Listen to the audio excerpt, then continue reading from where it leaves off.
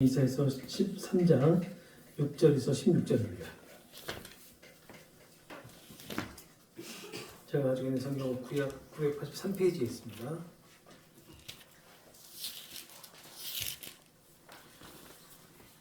한 절씩 교독하겠습니다.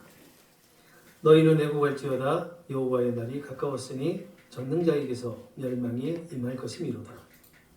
그러므로 모든 손의 힘이 풀리고 각 사람의 마음이 녹을 것이라. 그들이 놀라며 괴로움과 슬픔에 사로잡혀 해산이 임박한 여자같이 고통하며 서로 보고 놀라며 얼굴을 불꽃 같으리로다. 보라, 여호와의 날이 곧 드높이 분냄과 맹렬히 노하는 날이 이르러 땅을 황폐하게 하며 그 중에서 죄인들을 멸하리니. 하늘의 별들과 별무리가 그 빛을 내지 아니하며 해가 돋아도 어두우며 달이 그 빛을 비추지 아니할 것이로다. 내가 세상의 악과 악인의 죄를 벌하며 교만한 자의 오만을 끊으며 강포한 자의 거만을 낮출 것이며 내가 사람을 순금보다 희소하게 하며 인생을 모빌의 금보다 희귀하게 하리로다.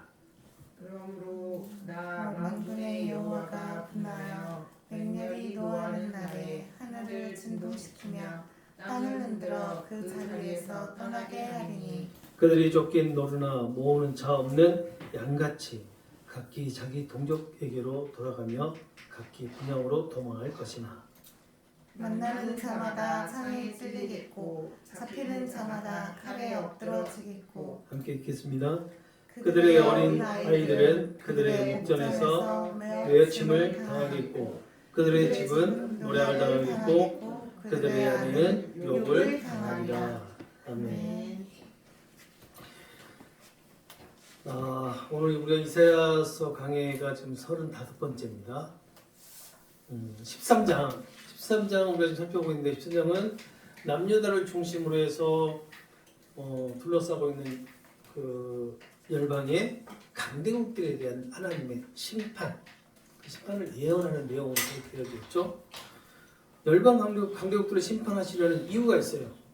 왜냐하면 열방에 있는 강대국들이 교만해졌기 때문입니다. 또 하나의 이유가 있는데 남유다가 자꾸 이 교만한 열방의 강대국들을 의지하려고 해요. 하나님을 의지하지 하는 게 아니고 북이스라엘이 아수르에서 멸망하기 전에 어땠어요? 북이스라엘이 세상의 힘과 권력이라고 하는 아수르의 어떻게 됩니까? 힘을 빌리죠. 그렇지만 그 북이스라엘은 결국 세상 열방이라고 하는 아수르에 의해서 멸망을 하게 된단 말이에요. 그런데 남유다도 역시 마찬가지 세상에 있는 그 힘과 권력을 의지하게 돼요. 그러자 하나님은 그 남유다가 의지하고 있는 세상의 그 권력과 힘들을 심판해 버리십니다. 심판을 벌이시겠다고 하는 그런 예언을 하시는 것이 13장의 말씀이에요. 이 열방 강대국들에 대한 심판의 내용은 13장부터 시작해서 23장까지 계속 이어진다라고 지난 시간에 말씀드렸죠. 그래서 우리가 23장까지 계속 내용을 살펴볼 때 그 포커스를 가지고 여러분들이 보시면 됩니다. 13장은 1절부터 18절까지 인간의 교만에 대한 심판을 예언하는 내용으로 되어 있죠. 그리고 19절에서 22절까지는 바벨론이 멸망할 것이다 라는 그런 예언의 말씀이 주어집니다. 하나님의 인간의 교만에 대한 심판과 또 인간의 누리고자 하는 그런 영광과 교만의 상징인 바벨론의 멸망을 예언하기 전에 심판하실 하나님의 군대를 모으시는 장면이 나와 있죠. 그 내용이 1절에서부터 5절까지 내용이에요. 그래서 지금 지난 시간에 살펴본 것이 그 하나님의 군대를 모으시는 장면을 우리가 살펴봤단 말이에요. 자, 그리고 우리가 교만에 대해서 우리가 살펴봤어요. 교만하다라는 것이 무엇을 의미한다고 했죠? 교만하다. 쉽게 얘기하면 하나님을 두려워하지 않는다. 이것이 바로 교만한 모습이죠. 하나님을 경외하지 않는 모습, 두려워하지 않는 모습. 이것이 바로 교만한 모습입니다. 그래서 인간의 교만이 무엇이 된다고요? 죄가 된다고요. 자, 교만은 하나님이 성취하신 모든 일의 영광을 누구에게 돌려요? 나 자신에게 돌리는 것이 교만이란 말이에요. 그리고 하나님께 속한 영광, 하나님께 속한 영광이에요. 그 영광을 취해서 내 것으로 만들려고 하기 때문에 이 교만이 죄가 된단 말이에요. 자, 이렇게 하는 이유가 뭐예요? 본질적으로 자기 자신을 우상으로 숭배하기 때문에 이런 현상이 나타나는 거죠. 쉽게 얘기해서 하나님을 의식하지 않는 것. 그러니까 창세기에서 아담이 선악과를 따먹은 이유가 뭐예요? 하나님같이 되기 위해서 선악과를 따먹었잖아요. 자, 하나님같이 되기 위해서 선악과를 따먹을 때 아담은 하나님을 의식했을까요? 안 했을까요? 의식하지 않았죠. 그렇기 때문에 그 선악과를 덥석 물어버렸던 겁니다. 왜냐하면 이 세상이라고 하는 보암직도 하고 모험직도 하고 나를 아주 똑똑하게 만들어줄 것 같은 그런 것들을 사탄이 제시를 했단 말이에요. 그러니까 하나님 의식하지 않고 바로 그냥 어떻게 해요? 선악과를 덥석 물어버렸던 겁니다. 그런데 그 영향으로 인해서 모든 인간이 바로 교만하게 되었던 거예요. 하나님의 영광을 가로채려고 하고 또 나 자신이 신이 되어서 나 자신을 이 세상의 중심에 올려놓고 살아가잖아요. 그리고 나만을 섬기며 살아간단 말이에요. 이런 자들을 하나님은 어떻게 해요? 예수님을 보내셔서 구원을 받도록 은혜를 베풀어 주시잖아요. 이것이 성경의 내용입니다. 자, 시편 4절에 보게 되면 이런 말씀이 있어요. 악하고 교만한 자들은 하나님을 찾지 않고 누구를 그들의 머릿속에는 하나님이 있다 없다? 하나님이 없다 라는 그런 말씀이 있어요. 이처럼 교만한 자들은요 자기 자신에게 빠져 있기 때문에 하나님은 항상 자신과의 거리가 멀리 떨어져 있다 라고 생각을 한다는 거예요. 그리고 이런 사람들은 하나님을 의식하지 않고 인식하지 않는 그런 사람들을 의미한다라고 지난 시간에 말씀드렸습니다. 자, 여기에서 하나님을 알지 못하는 세상 사람도 그리고 하나님을 알고 있는 그리스도인도 모두가 이 교만한 자에 다 포함된다는 사실을 꼭 기억하셔야 됩니다. 세상 사람들만 향해서 이 메시지가 주어지는 게 아니라 이 메시지는 누구에게 주어지는 거예요? 그리스도인들에게 주어지는 거예요. 왜냐하면 성경이 누구에게 주어졌어요? 하나님을 믿는 믿음을 가지고 있는 그리스도인들에게 주어졌잖아요. 그래서 교만하다라고 하는 이런 메시지는 세상 사람들을 향해서 하는 말이 아니라 우리를 향해서 하는 말입니다. 꼭 기억하셔야 돼요. 자, 오늘은 이 교만한 자들을 심판하실 여호와의 날, 마지막 심판 날에 대해서 우리가 살펴보도록 하겠습니다. 오늘 본문을 보시게 되면 6절에 뭐라고 시작을 하냐면 너희는 애곡할지어다 라고 시작을 하죠. 자, 애곡할지어다 라고 말을 시작하는데 이것은 여호와의 날에 있을 그 심판에 대한 공포의 장면을 좀 묘사를 하고 있는 거예요. 여호와의 날에 심판이 임하게 되면 모두가 다 애곡한다는 거예요. 이러한 그 묘사를 알 수 있는 말씀이 뒤에 있는데 전능자에게서 멸망이 임할 것이기 때문이다라는 그런 말씀 때문이에요. 자, 여호와의 날에 전능자에게서 멸망이 임하게 되는데 그 멸망이 임하게 되면 어떻게 된다고 하는 거예요? 모두가 다 슬피 울 거다라는 그런 얘기입니다. 그래서 6절을 쉽게 번역해 보면 이렇습니다. 슬피 울어라.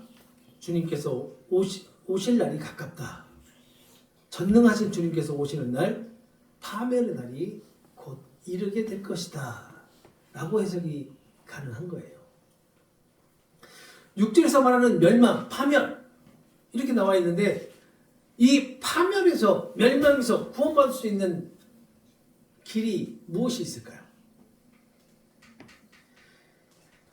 교만한 자들에게 멸망과 파멸이 주어지는데 그 멸망과 파멸에서 구원을 받을 수 있는 길이 있을까요? 없을까요? 있다면 한 가지 있겠죠. 뭐냐면 하나님께서 진노를 어떻게 해요? 멈추시는 거. 그거 외에는 없어요. 그거 외에는 그 어떤 것도 그 무엇으로도 하나님의 진노와 심판에서 벗어날 수 없죠. 하나님의 진노와 심판에서 오는 멸망을 막을 수 없단 말이에요. 피할 수 없단 말이에요. 자, 이것이 세상 사람들에게 하나님을 알지 못하는 사람들에게만 주어진 것이다 라고 생각을 하고 그리스도인들이 나는 이미 이 진노와 심판에서 벗어났어 라고 생각하면 안 된다는 얘기예요. 이 말씀은 우리 그리스도인들에게도 주어진 말씀이기 때문이에요. 이렇게 하나님의 심판의 날이 다가올수록 7절과 8절을 보시게 되면 이렇게 말씀을 합니다. 사람들의 손은 두려움에 떨고 또 모든 인간은 마음에 겁에 질릴 것이고 또 사람마다 겁에 질려서 공포에 사로잡히고 또 괴로움에 사로잡히는 것이 아이를 낳는 여자처럼 몸부림을 칠 것이다 라고 한단 말이에요.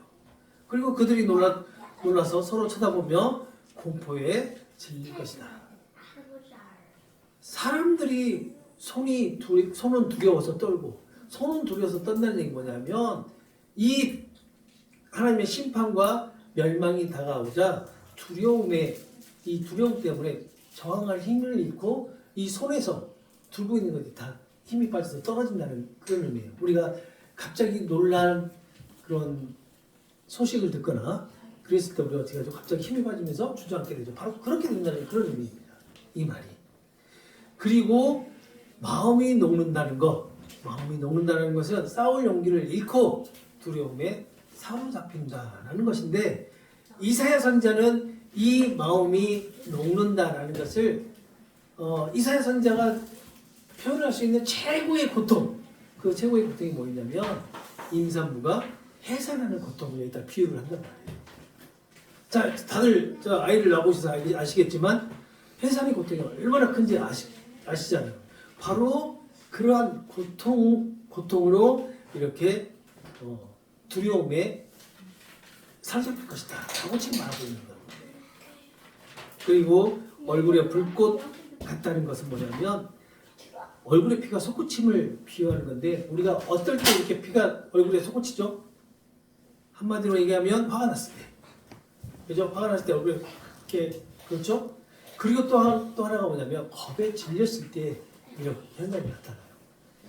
자, 이렇게 모든 손에 힘이 풀리는 것과 마음이 녹는 것과 그리고 얼굴에 불꽃이 되는 것, 이런 것들이 바로 심판의 날에 겪게 될 공포고 그 공포를 생생하게 묘사를 지금 하고 있는 거는 얘기예요.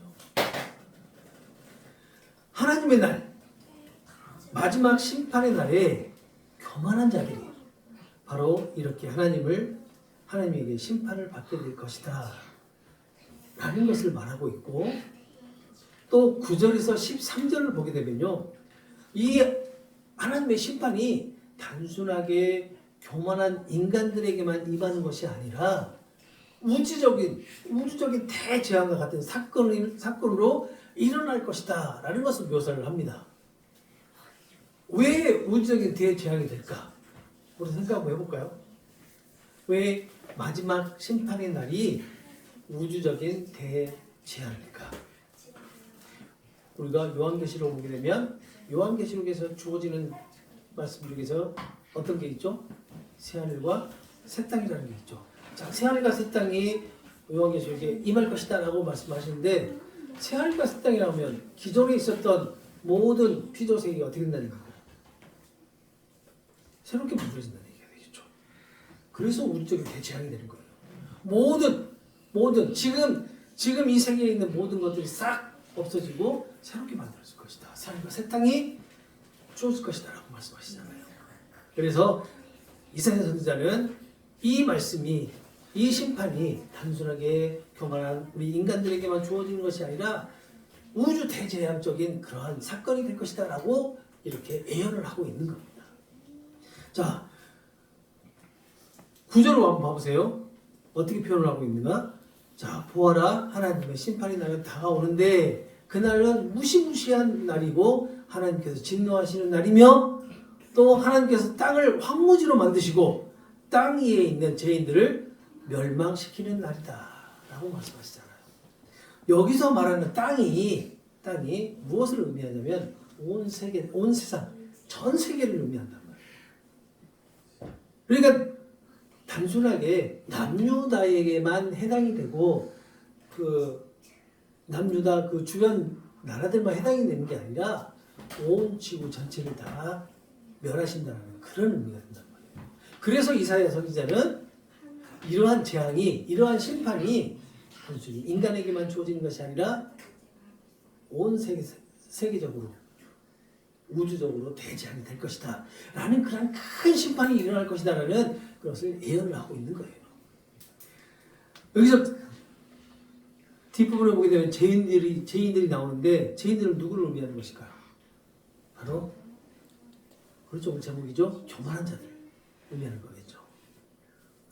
또 10절을 보시게 되면 자 이렇게 말씀합니다. 하늘의 별들이 그 빛을 발하지 못하고 또 해가 떠도 어둡고 또 달이 떠도 밝지 않을 것이다 라고 하죠.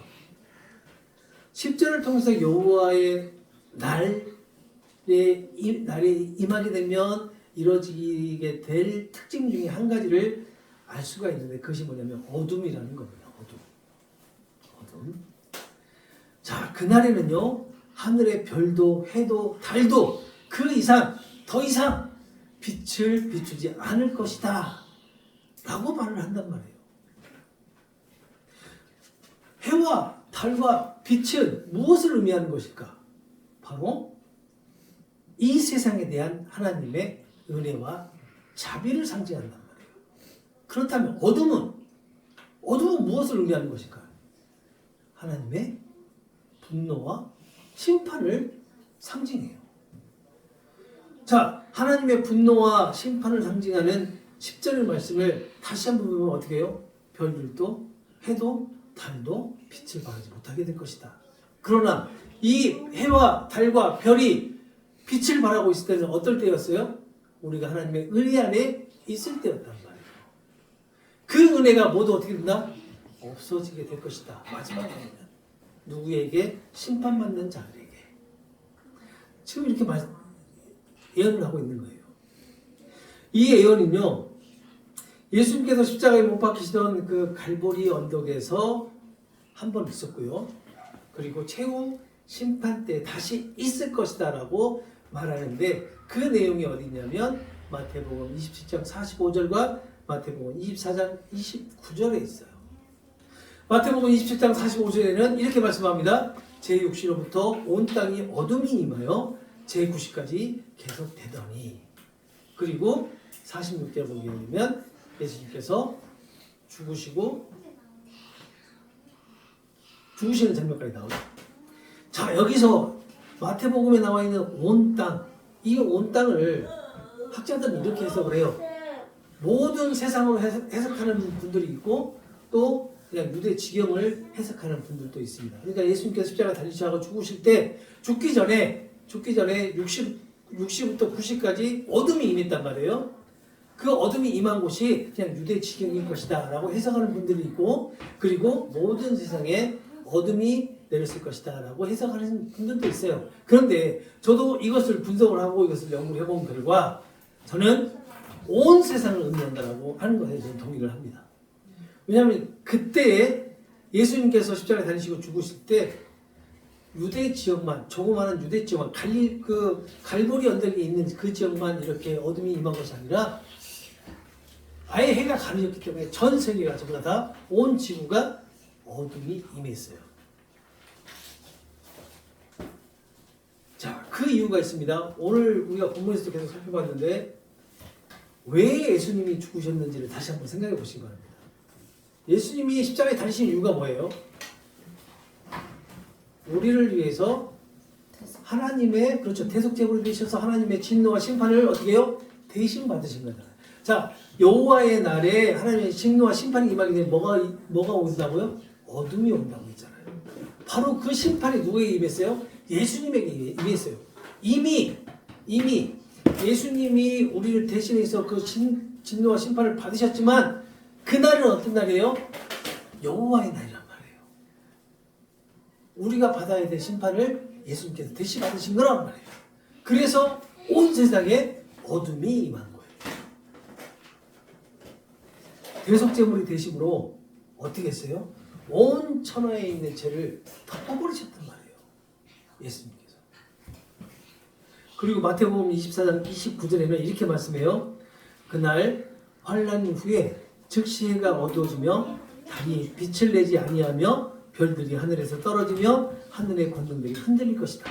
이것도 역시 마찬가지 바로 어둠과 같은 의미가 있는 거죠. 예수님께서 다시 오실 때 이러한 일들이 일어난다는 거예요. 이것은 예수님이 다시 오실 그날 하나님의 심판과 저주가 누구에게 임한다는 거예요? 교만한 자들에게 임하게 된다라는 것을 지금 말하고 있는 거죠. 이렇게 마태복음에 이사야 선지자가 예언했던 그 내용들이 마태복음에서 지금 마태복음 27장에서 그리고 마태복음 24장에서 이렇게 두 번 다시 예언이 되고 실제로 예수님이 십자가에서 죽으실 때 한 번 이루어졌고요. 그리고 또 예수님께서 다시 오실 때 이러한 어둠이 다시 한번 이루어질 거라는 그런 말씀을 지금 주시는 거예요.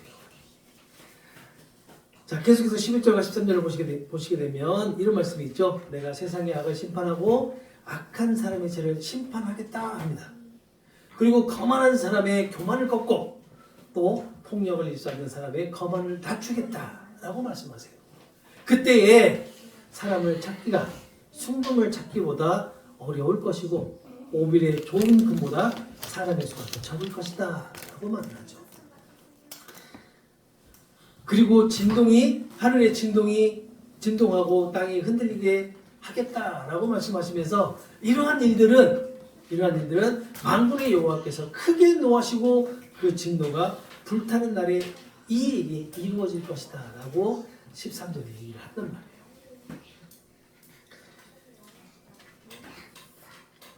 세상의 악을 심판하고 악한 사람의 죄를 심판하시겠다.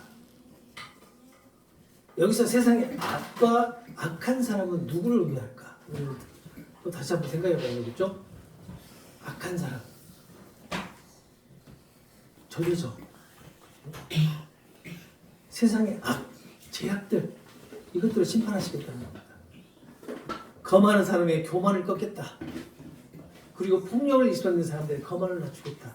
이 모든 것들이 다 11절에 나와 있는 세상의 악을 심판하고 악한 사람들의 죄를 심판하시겠다는 말을 다시 설명해 주는 것 같은 거죠. 모두가 얼마나 많은 사람들이 심판을 받고 얼마나 많은 사람들이 하나님의 저주를 받으면 순금보다 사람을 찾기가 더 힘들다라고 말씀을 하고 있잖아요. 자, 우리가 금이라는 것이 참 귀하잖아요. 그죠? 찾아보기 힘들잖아요. 물론 요즘 세상은 다들 금붙이 하나씩 다 두고 있지만 이렇게 순금을 찾아보기는 정말 힘들었어요. 그때는요. 그런데 그 금보다 사람을 찾아보는 게 더 어려운 것이다라고 지금 말씀하고 있는 거예요. 그러면 무슨 말이에요? 그만큼 많은 사람들이 심판과 저주를 받아서 죽게 될 것이다. 어둠에 사로잡히게 될 것이다. 라고 말하고 있는 거죠. 거기서 말하는 오빌이 좋은 금보다 사람의 수가 더 적을 것이다 라고 있는데 이 오빌은요 그냥 지명 이름이에요. 지명 이름인데 이 오빌에서 생산되는 그 금이 최상품이었대요. 그러니까 최상품들은 같은 금 중에서 더 어떨까요? 수가 작겠죠. 더 찾아보기 힘들겠죠. 그만큼 사람을 찾기가 힘들 것이다. 왜? 하나님의 저주와 심판으로 인해서. 지금 그 말씀을 하고 있는 거예요. 하늘이 떨리고 땅이 흔들리는 것은 온 세상에 임한 최후의 심판의 날을 연상시키고 있는 거죠. 바벨론이 무너지는 날은 여호와의 날에 이루어질 것에 대한 한 모형에 불과하다는 거 여러분 기억하셔야 돼요. 바벨론을 통해서 하나님께서 진노와 심판이라고 하는 메시지를 주시지만 그것은 시작에 불과한 거죠. 그리고 완성은 언제 될까요? 예수님께서 다시 오셔서 진노와 심판을 하실 때 그때 이 하나님의 진노와 심판은 완성이 되신단 말이에요. 14절에서 16절을 보시게 되면 또 교만한 성읍들이 얼마나 잔인하게 짓밟히게 되는지에 대해서 또 설명을 해줍니다. 지금 16절까지는 어때요? 교만한 자들이 어떻게 심판을 받을 것이냐라는 거에서 지금 말씀하고 있단 말이에요. 14절은 바벨론이 멸망에 직면하자 거대한 그 군중들이 썰물같이 바벨론에서 빠져나가는 바벨론을 도망쳐 나가는 것을 묘사하고 있어요. 바벨론의 사람들이 쫓기는 사슴처럼 도망칠 것이며 또 양떼들을 모으는 사람이 없는 것 같이 달아날 것이고 또 각기 자기 백성에게로 돌아가 각자 자기 땅으로 도망칠 것이다 라고 14절에 얘기를 합니다. 이처럼 사력을 다해서 도망하는 이유가 있겠죠. 왜냐하면 그곳에 있으면 잔인하게 죽임을 당하기 때문에 죽음을 피해서 사력을 다해서 도망을 치지만 15절 보게 되면 그러나 눈에 띄는 사람마다 모두 창에 찔릴 것이고 붙잡히는 사람마다 칼에 죽을 것이다 라고 예언을 합니다. 그리고 16절에는요. 어린아이들은 어떻게 된다고요? 부모가 보는 앞에서 메어쳐져 갈기갈기 찢어질 것이고 그리고 집에 있는 모든 것들은 다 빼앗기고 그리고 아내들은 겁탈을 당하게 될 것이다 라고 말씀하는데 14절에서 16절까지 말씀은 심판의 날에 임할 그 하나의 메시지를 전쟁이라고 하는 것을 예를 들어서 지금 설명을 하고 있는 거예요. 바벨론이 실적으로 멸망을 하는 날에 메대 사람들이 바벨론을 쳐들어와서 이렇게 아이들을 죽이고 또 겁탈을 하고 그리고 집에 있는 모든 질문들을 다 빼앗아가는 그런 일들이 벌어지게 됩니다. 그리고 바벨론에 있었던 많은 사람들, 외국인들뿐만 아니라 바벨론에 있었던 모든 사람들이 살기 위해서 각자 다 뿔뿔이 흩어지면서 도망가는 그런 일들이 일어나게 돼요. 바벨론을 침략하여서 이렇게 멸망하게 한 것은 좀 전에도 말씀드렸지만 역사적으로는 메대인들과 그리고 바사인들이에요. 바사는 페르시아죠. 메대인들은요. 오늘날의 이란 중부에 살았던 민족인데 아수르의 적이었어요. 그러니까 아수르가 이 메대인들을 함락을 시키려고 여러 번 공격을 했지만 그냥 성읍 몇 개만 빼앗길 정도로 이 메대가 작은 그 족속이었지만 힘이 좀 강했어요. 결국 이 메대의 수도는 전혀 한 번도 함락을 당한 적이 없습니다. 아수르한테. 그런데 아수르가 멸망을 할 때 그 아수르에 남아있는 잔재들을요, 이 메대인들이 바벨론인들과 함께 완전히 파괴를 해버립니다. 그리고 바벨론이 멸망을 하면서 남아있던 잔재를요, 누가 또 파괴를 하냐면 바로 이 메대인들과 바사인들이 파괴를 해요. 이것이 실질적으로 지금 역사적인 사건으로 일어났던 일들이에요. 오늘 바벨론이 상징하는 사람의 영광과 교만을 하나님께서 심판하시겠다라고 하는 예언의 내용을 살펴보았는데요. 이사야 선지자는 바벨론의 멸망을 예언을 하면서 왜 교만이라고 하는 단어를 사용했는지 이것이 오늘 우리가 깊게 한번 묵상을 해볼 문제입니다. 왜 이렇게 바벨론의 멸망을 하게 되면서 예언을 하면서 이사야 선지자가 왜 교만이라는 말을 썼을까? 물론 제가 지난 시간에도 설명했듯이 바벨론이라고 하는 그 말의 의미가 상징하는 것이 인간의 영광과 그리고 교만을 상징한다라고 말씀을 드렸고 또 교만에 대해서도 말씀을 드렸지만 우리가 다시 한번 교만에 대해서 다시 한번 생각을 해보자는 거죠. 우리의 교만. 이게 과연 교만이라고 하는 것이 바벨론이라고 하는 세상의 힘, 세상의 권력을 가지고 있는 세상 사람들, 세상만을 바라보면서 살아가고 있는 세상 사람들에게 한정되어 있는 것인지 아니면 하나님을 부르짖고 예수님을 부르짖고 우리가 믿음의 삶을 살아가면서도 우리에게는 교만이라고 하는 것이 없는 것인지 우리가 다시 한번 생각을 해보자는 겁니다. 우리에게서 교만이라는 게 없을까요? 아니죠. 왜냐하면 간단하게 설명하면 말씀드리면 그렇죠. 우리가 갖고 가다가 하나님을 믿는 믿음 생활을 하면서도 하나님이 가끔가다 모른 척 해줬으면 하는 그런 바람이 조금씩 있죠. 다들 경험해 보셨을 거예요. 이 정도는 인정해 주시겠지 하는 그런 마음. 이 정도는 하나님께서 눈 감아 주시겠지 하는 그런 마음. 자, 사실 이런 마음들의 기초가 뭐냐면요. 하나님이 없다라는 거예요. 하나님이 없다. 그러면 하나님이 없다라는 그런 말은 내가 하나님을 지금 두려워한다, 두려워하지 않는다? 두려워하지 않는다. 하나님을 두려워하지 않는다는 얘기는 하나님을 경외하지 않는다는 얘기가 되겠죠. 자, 우리가 교만이라고 얘기하면서 가장 먼저 떠올렸던 게 뭐냐면 하나님을 두려워하지 않는 것이 교만이다라고 얘기를 했어요. 그리스도인들에게도 이런 게 있단 말이에요.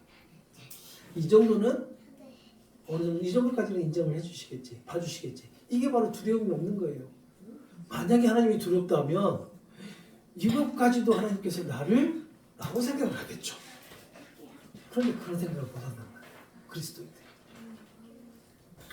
자, 인간은요 스스로 하나님같이 되려고 하는 그런 욕망 때문에 선악과를 따먹었습니다. 그렇죠? 그리고 그 선악과를 따먹을 때 좀 전에 말씀드렸듯이 아담은요 하나님을 인식하지 않고 하나님을 의식하지 않았어요. 바로 그것이 교만이에요. 인간은요 바벨 탑을 쌓고 거기에다가 누구의 이름을 걸자 했어요? 내 이름을 걸자 했어요. 바벨 탑이 하늘까지 닿게끔 만들어서 쌓아서 그 꼭대기에 누구의 이름을? 내 이름을 걸자라고. 이것이 교만이란 말이에요. 그런데 우리가 우리의 이름에 조금만 누가 와서 스크래치를 내면 어때요? 욱하고 올라와요, 안 올라와요? 올라오죠? 자, 이거예요. 그런데 그리스도인들은 마냥 교만하지 않다라고 말할 수 있겠냐고요? 없죠. 아마 더 교만한, 그 교만의 극치를 달리고 있는 것이 그리스도인 아닐까요? 차라리 세상 사람들은 하나님을 알지 못하니까 그래 그냥 너희들은 교만해 하지만 하나님을 알면서도 교만한 삶을 살아가고 있는 그리스도인들은 더 죄악 가운데 있는 거예요. 그래서 바울이 이렇게 고백하잖아요. 죄수 중에 개수다고, 죄인 중에 개수다라고 얘기를 하잖아요, 바울이. 그런데 우리 지금 오늘 살아가는 그리스도 한번 생각해 보세요. 과연 그렇게 고백하는 사람이 몇 명이나 있을까요? 옆에서 당신 참 교만하네요 그리스도에게 얘기를 하잖아요. 그럼 어떻게 되는 줄 알아요? 주먹 날라와요. 주먹 날라온다니까요. 참 교만하시네요. 그러면 주먹 날라와요. 목사님하고 장로님하고 싸울 때 장로님 왜 이렇게 교만하세요? 하면 주먹 날라온다니까요. 이게 지금 그리스도인의 모습이에요. 오늘날의 모습. 제가 이 말씀드리는 건 뭐냐면요. 인정하자는 겁니다. 인정. 나 또한 오늘 본문에서 말하는 이 교만의 대상이다라는 것을 인정하자는 거예요. 그러면 우리가 교만한 자면 우리가 저주와 심판을 받을 대상이잖아요. 그러면 우리가 해야 될 게 뭐가 있겠어요? 하나님께 간구하는 거잖아요. 하나님 이 교만한 자를 용서하시고 긍휼히 여겨주세요. 이게 정답 아닐까요? 나 그리스도인이야. 어깨는 하늘 높은지 모르고 승천하고 있고 그런 가슴을 쫙 펴면서 나 그리스도인이야. 그런 분들이 이 교만이라는 단어를 제시했을 때 여러분들 과연 그것을 인정하시고 받아들이시겠냐는 거죠. 아닐 거라고 생각을 합니다. 저는 분명 그분들은 100% 아니다라고 얘기를 하시고 그거에 대한 반론을 하시고 변증을 하실 거라고 생각을 해요. 그렇지만 그 또한 그 모든 것들이 다 교만이에요. 왜냐하면 내 어깨가 승천하는 거요, 내 어깨가 올라가는 거, 내 자존심이 올라가는 거요, 그게 뭐예요? 나 자신을 숭배하는 거예요. 나 자신. 인간이 인간 자신을 숭배하는 것이 바로 대표적인 교만이에요. 그래서 하나님을 이 바벨론을 심판을 하시는데 이 바벨론이 바로 우리다라는 것을 꼭 기억하실 필요가 있습니다. 나의 모습이 바로 이런 교만한 자의 모습이고 내 영광을 위해서 살아가고 하나님의 영광을 내가 가르치는 삶을 살아가는 교만한 자라는 것을 우리는 기억할 필요가 있어요. 그런데 또 한 가지 감사한 것이 있죠. 왜냐하면 이런 교만한 자를 어떻게 해요? 예수님의 피로 대속하시고 구원을 해주신단 말이에요. 그 구원을 해주셨음에도 불구하고 우리 인간은 여전히 교만이라고 하는 죄 가운데 살아가게 됩니다. 그리고 그 죄 가운데에서 나타나는 모든 악한 행위들, 제약들을 범하면서 살아가죠. 이러한 모습이 우리의 모습이라는 것을 인정하시고 하나님께 나아가야지만이 진짜로 큰 은혜가 무엇인지를 깨닫게 돼요. 내가 이것을 인정하지 못하잖아요. 그럼 은혜가 무엇인지 깨닫지 못합니다. 내가 정말로 죄인이고 내가 교만하다는 것을 인정하고 하나님 앞에 나아갈 때 하나님께서 나를 향해서 주시는 사랑이 얼마나 큰지 알게 된단 말이에요. 그런데 내가 교만한 자가 아니야. 나는 그래도 구원받았기 때문에 교만한 삶을 살아가지 않아. 나는 교만한 자 아니야. 나는 죄인이 아니야. 라고 하나님 앞에 나가잖아요. 그러면 하나님 저에게 주신 게 뭐가 있어요? 라고 얘기를 한단 말이에요.